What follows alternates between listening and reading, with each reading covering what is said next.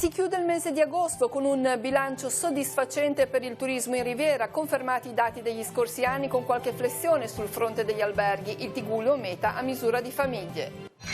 L'appalto per i lavori di copertura del San Francesco a Rapallo verso la risoluzione contrattuale, troppi ritardi nel secondo lotto, Comune e Regione valuteranno due possibili soluzioni. Al via domenica le celebrazioni per la giornata mondiale di preghiera per la cura del creato, oltre un mese per stringersi in un abbraccio ecumenico a protezione dell'ambiente. La nocciola Ligure misto, Chiavari e riciclo dell'umido, i temi trattati nei convegni pomeridiani della seconda giornata di Expo Fontana Buona, al centro la valorizzazione del territorio ligure. Buongiorno, ben arrivati ad una nuova edizione di Tigullio Oggi. Siamo a conclusione del mese di agosto, oggi sabato 31 agosto, ed è tempo di primi bilanci sul fronte del turismo per quanto riguarda l'estate 2019. L'anno è stato un anno difficile per varie criticità, alcune iniziate già dal 2018, ma la Riviera si è comunque confermata una delle mete favorite per i villeggianti italiani e stranieri. Sentiamo. Il Tigullio rimane una meta ambita per i turisti italiani e stranieri. Il 2019, pur essendo un anno di leggera flessione, sta confermando come la Riviera Ligure sia appetibile per una larga tipologia di viaggiatori. Alcune le criticità a cui far fronte, dal crollo del viadotto autostradale del 2018 che rende più complicati i collegamenti con il ponente, le mareggiate dello scorso autunno che hanno danneggiato in modo consistente Portofino, Santa Margherita e Rapallo, e un maggio insolitamente piovoso che non ha permesso di capitalizzare il primo mese con potenzialità turistiche. Il Tigullio continua ad offrire proposte turistiche differenziate, con località più gettonate dagli stranieri, che si fermano a lungo, e altre preferite dagli italiani, per la loro comodità nell'essere raggiunte. Il fatto di avere molta spiaggia, molti servizi, facilmente raggiungibili anche con i mezzi pubblici. Siamo venuti in treno, infatti non abbiamo preso i nostri mezzi, e poi perché la cittadina comunque è carina, pulita, se ben servita, ha molti servizi, e quindi questo ci ha spinto a fare la giornata qua. Agosto rimane il mese con maggiore affluenza, anche perché è storicamente il mese delle ferie per gli italiani, in cui i soggiorni si dilatano leggermente come durata. Il soggiorno medio è infatti di 2-3 giorni, generalmente circoscritti al weekend, in cui moltissimi residenti del nord Italia cercano rifugio dall'afa estiva. Meno gettonati i giorni feriali, anche se alcune località, più a portata di mano, diventano meta anche di turismo giornaliero. La maggiore attrazione del territorio rimane sempre il mare, adatto ad ogni tipologia di villeggiante, famiglie, coppie, gruppi di amici, sia giovani che anziani. Sì, devo dire che è estremamente positiva, sia dal punto di vista dell'affluenza che dal punto di vista anche della qualità, diciamo, del turista che viene in queste spiagge. Noi abbiamo anche l'acquapark, quindi diciamo l'affluenza anche da parte di genovesi che vengono in Riviera con piacere e vengono bene accolti, ci aiuta, diciamo, a fare in modo che il flusso sia abbastanza costante e continuo. Naturalmente i weekend toccano il picco e durante, diciamo, la settimana c'è una specie di continuità e costanza che rende, diciamo, piacevole la permanenza. A Rapallo si avvia verso la risoluzione il contratto per l'appalto dei lavori di copertura del torrente San Francesco, questo per gravi inadempienze e ritardi nella consegna dell'opera. Si tratta del secondo lotto del primo stralcio di interventi. L'amministrazione comunale, in attesa della risposta dell'azienda appaltatrice, sta valutando soluzioni possibili che saranno adottate in condivisione con la Regione Liguria. Sentiamo. Quali sono state le motivazioni che vi hanno spinto a richiedere questa risoluzione? Principalmente i motivi sono dei gravi inadempimenti che si rappresentano rispetto ai ritardi nell'esecuzione dei lavori. Diciamo che una parte dei ritardi sicuramente è giustificabile con la mareggiata e il disastro che c'è stato a fine ottobre. Però una parte chiaramente noi la ascriviamo alla ditta. A che punto presumibilmente dovrebbero essere i lavori per la copertura del San Francesco? Diciamo che al momento, se non avessimo avuto particolari ritardi, dovremmo essere quantomeno a buon punto sul secondo lotto del primo stralcio, cosa che oggi per il secondo lotto non è ancora cominciato. A questo punto, posta la scelta dell'amministrazione, quale sarà il procedimento, quale sarà l'iter che verrà seguito? A questo punto dobbiamo attendere l'eventuale risposta sulla risoluzione contrattuale. La ditta ha 15 giorni di tempo per produrre le loro controdeduzioni e a quel punto faremo un attimino la sintesi di quello che è. Potrebbe esserci una risoluzione consensuale, quindi con un accordo, possiamo definirlo bonario, o diversamente un contenzioso. Nel contempo, con Regione Liguria, valuteremo come eventualmente, nel caso di risoluzione definita, portare avanti i lavori. Avete già qualche idea?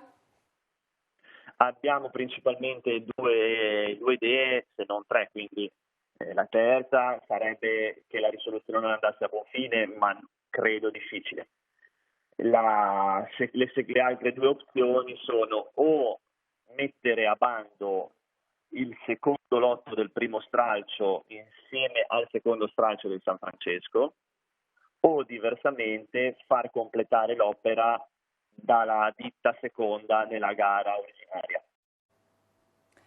Un incidente mortale si è verificato ieri sera attorno alle 21:30 in località Senato nel comune di Arcola nello Spezzino. Ad avere la peggio un uomo di 28 anni che viaggiava a bordo di una moto. Il giovane, soccorso dall'automedica Delta 2 e dai sanitari, è stato rianimato per circa un'ora ma con esito negativo.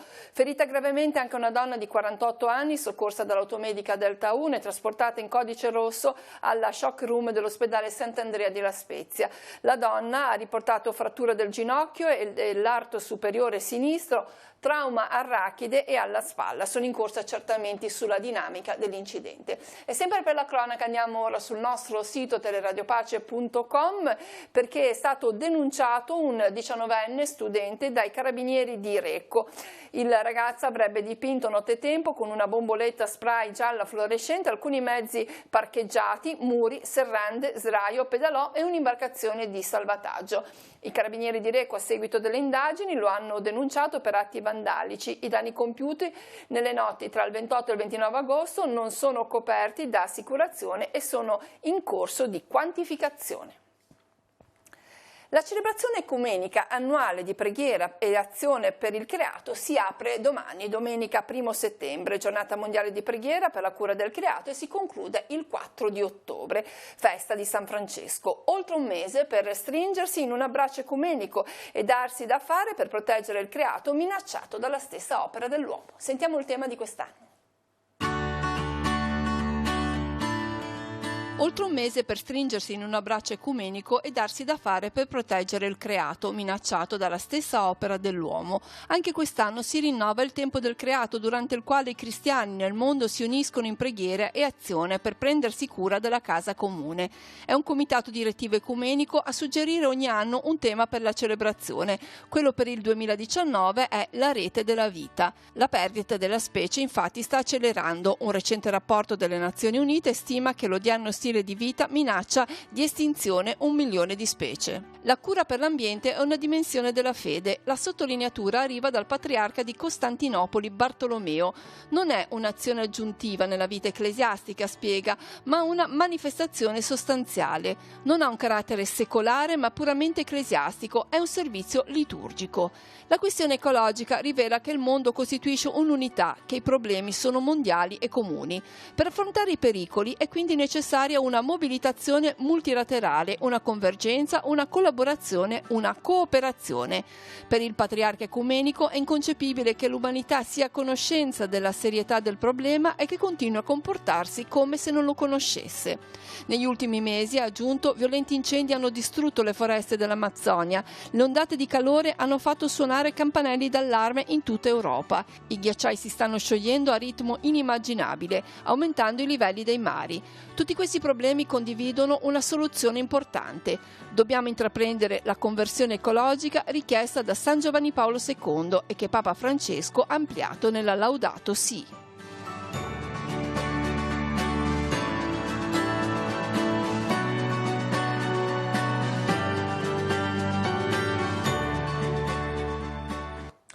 E proprio su questo tema questa mattina il Papa ha sottolineato un'intenzione di preghiera importante per il mese di settembre. Il Papa orienta l'intenzione di preghiera a favore della protezione dei mari e degli oceani, molti dei quali oggi minacciati da diverse cause. Preghiamo in questo mese perché i politici, gli scienziati, gli economisti lavorino insieme per la protezione dei mari e degli oceani. L'esortazione del Papa che fa attraverso un videomessaggio proprio in vista dell'apertura delle celebrazioni per la giornata mondiale del creato. La creazione è un progetto dell'amore di Dio all'umanità che oggi gli oceani, che custodiscono la maggior parte dell'acqua del pianeta e anche la maggior varietà degli esseri viventi, sono minacciati da diverse cause. La nostra solidarietà con la casa comune, insiste, nasce dalla nostra fede. In diocesi la celebrazione ecumenica per la giornata del creato si terrà proprio nel giorno di San Francesco, il 4 di ottobre prossimo, alla Basilica dei Fieschi di San Salvatore di Cogolno. Sarà anche il primo di una serie di appuntamenti di un percorso diocesano di formazione al dialogo interreligioso di cui vi parleremo nelle prossime settimane. Uno sguardo ora agli appuntamenti religiosi per questa domenica, 1 settembre, Gattorna festeggia Nostra Signora della Guardia alle 11 nel santuario dedicato alla Madonna, messa solenne presieduta dal Vescovo Monsignor Alberto Tanasini. Alle 18 la messa vespertina presieduta dal sacerdote novello Don Alessandro Cavallo. Alle 20:45 il canto dei Vespri, la processione per le vie del paese con il quadro prodigioso, in questo caso la celebrazione presieduta da Don Mario Moltedo. Alle 16 nella chiesa di San Martino di Bargone a Casarza Ligure, Monsignor Alberto Tanasini presiederà la messa in occasione della festa per il Santo Agostino Roscelli, originario proprio di Bargone. A Disconesi, in comune di Maissana, si festeggia la Madonna di Lourdes. Alle 16 la messa seguita dalla processione con l'Arca della Madonna e il crocifisso processionale. E ora andiamo nella nostra consueta finestra a parlare di Expo Fontana Buona. Proseguono le iniziative nell'area espositiva di Calvari. Oggi è la terza giornata di apertura. Tante le peculiarità del territorio che vengono messe in risalto anche attraverso tavole rotonde, incontri e convegni. In particolare ieri il focus è stato fatto sulla nocciola misto Chiavari e anche sulla raccolta differenziata dei rifiuti. Sentiamo. La valorizzazione del territorio non passa solamente dallo sfruttare le potenzialità di un prodotto ligure di prima scelta, ma anche da un'attenzione maggiore nel trattare i rifiuti. Nella seconda giornata dell'Expo Fontana Buona si è parlato della nocciola ligure misto Chiavari. Una varietà coltivata dal Medioevo, ma la cui produzione è molto bassa, non si superano i 200 quintali l'anno, e va implementata. Allora sì, la nocciola ligure ha il valore delle persone che la coltivano e del territorio, così purtroppo poco generoso come abbiamo in Liguria, e quindi proprio perché in queste valli è difficile coltivarla, negli anni scorsi abbiamo abbassato la produzione quasi a zero. Ecco. E adesso c'è la volontà, con un marchio come quello che ha proposto la Camera di Commercio, che è il misto Chiavari, e con l'Arca del Gusto Prestigioso Food, di valorizzare un prodotto che ha un gusto e delle caratteristiche uniche. Quello che io sono qua a spiegare è che non è semplice in un territorio frazionato come quello ligure trovare la disponibilità di tutti i proprietari, per cui quello che si dice è cercare di fare squadra, di fare consorzio, e recuperando il territorio, che purtroppo cade anche perché i noccioli hanno le radici molto, molto profonde, quindi mantengono le fasce, i terraziamenti, ci sono anche dei finanziamenti della regione per tenere pulite le fasce. Il secondo convegno della giornata ha trattato il tema del riciclaggio dei rifiuti, soprattutto dell'umido, la tipologia di rifiuto che più spesso, per ignoranza o incuria, è gettato con materiale non riciclabile. Che è estremamente importante perché toglie tanto peso dalla raccolta e quindi va meno a intasare le discariche, ed è bene che questo servizio sia fatto in modo oculato, perché altrimenti il territorio ne risente, soprattutto i cittadini, pagando una tassa sui rifiuti troppo onerosa.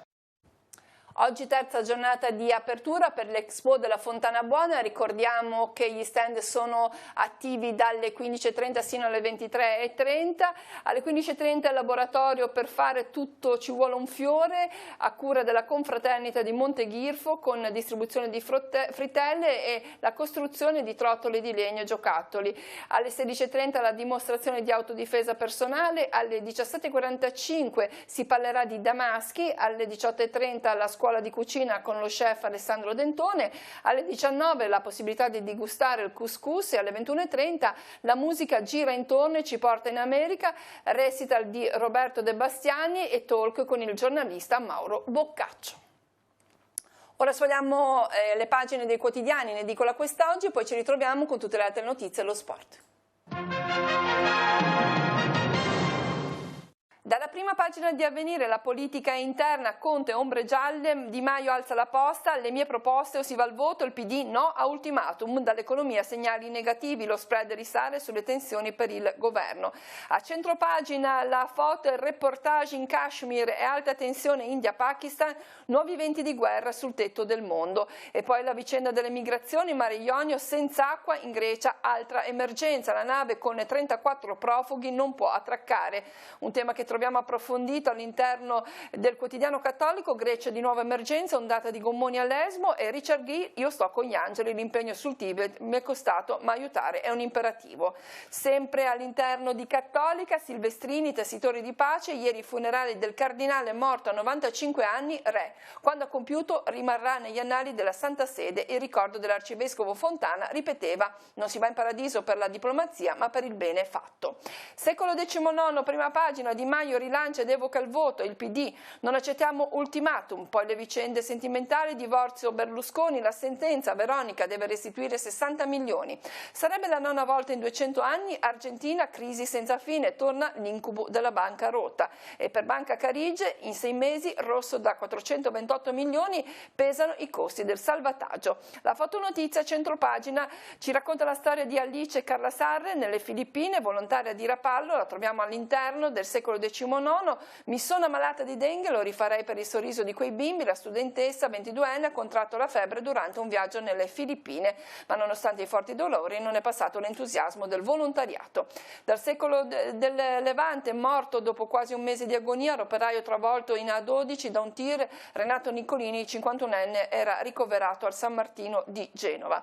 E poi da Casarza Digore, avvio per i lavori per il polo sociosanitario, ospiterà la Croce Verde un ambulatorio dell'ASL donato dalla famiglia Sottanis al comune. A Lavagna invece 10 nuovi appartamenti sul fronte mare, la giunta riesamina e approva lo svincolo dell'albergo Livio chiuso nel 1982. E per la pagina sportiva, Entella Cremona senza paura, è il momento di avere continuità, Boscaglia dalla carica e Superbi si muove sul mercato.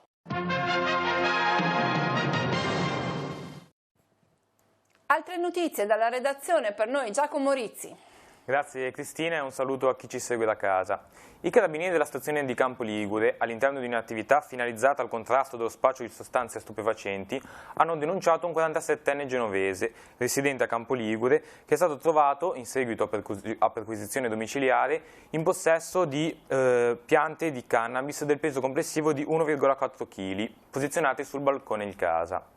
Invece, in salita di Portafico, i carabinieri della stazione di Carignano, a seguito di una segnalazione da parte di un cittadino, hanno rinvenuto e sequestrato 3 involucri di celofan contenenti 1,4 grammi di cocaina, occultati in un anfratto della strada. Dalla redazione è tutto, la linea può tornare allo studio.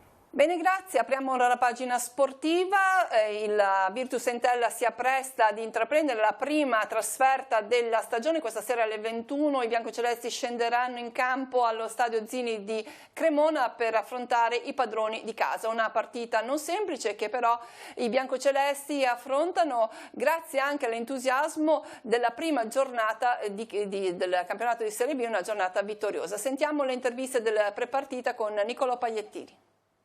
Primo grande esame in trasferta per l'Entella, domani allo stadio Zini di Cremona contro una squadra che si è attrezzata molto in questo mercato, una delle più temibili forse anche per la vittoria di questo campionato. Sì, una squadra importante che ha fatto un grandissimo mercato, bisogna avere dentro la squadra la personalità, il coraggio, però la nostra è una squadra che di questo ne ha abbastanza, quindi ripeto andremo a vendere la pelle sicuramente. E quindi ci aspetta, sarà un test importante contro una squadra fortissima, però noi siamo pronti. Sì, sicuramente un po' di entusiasmo in più rispetto alla partita di Coppa, sì, la consapevolezza c'era anche prima e c'è ancora adesso. È naturale che ci si doveva conoscere perché comunque abbiamo preso qualche giocatore, dovevamo lavorare un po' di più, e quindi la consapevolezza però c'è sempre stata. L'entusiasmo naturalmente arriva con i risultati, quindi bene la vittoria con Livorno, ma non basta, dobbiamo continuare così. Che settimana state vivendo? Sicuramente la partita di sabato scorso ci dà una buona iniezione di fiducia. 3 punti sono fondamentali per l'inizio del campionato, bisogna continuare su questa strada. Adesso sabato ci aspetterà una partita difficile, quella di Cremona, che dobbiamo preparare al meglio, consapevoli di quanto fatto, del nostro percorso e continuare su questa strada. Già dall'anno scorso vi parla della bontà del gruppo, il gruppo si è visto sabato che ha saputo giocare bene nel primo tempo, poi soffrire quando c'era da soffrire, avete vinto la squadra.